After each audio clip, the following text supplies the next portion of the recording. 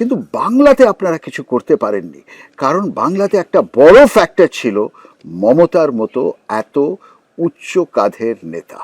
তো মমতাকে বুঝতে, ওনার পলিটিক্সকে বুঝতে এত দেরি হলো? না না না, আমি একমত নই। মনে রাখবেন, উত্তরপ্রদেশে আমরা আগে ক্ষমতায় এসেছিলাম এককভাবে, এবং আমাদের মুখ্যমন্ত্রী কে হয়েছিলেন? কল্যাণ সিং। তার আগে মুখ্যমন্ত্রী হয়েছিলেন রাজনাথ সিং। সুতরাং আমাদের তো উত্তরপ্রদেশে সরকার হয়েছিল। উড়িষ্যাতে আমরা অসম্ভব পাওয়ারফুল শক্তি অনেক দিন ধরে।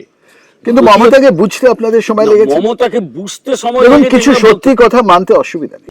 মমতা ব্যানার্জি একটা সময়ে এই রাজ্যে সিপিএম বিরোধিতার আইকন হয়েছিলেন।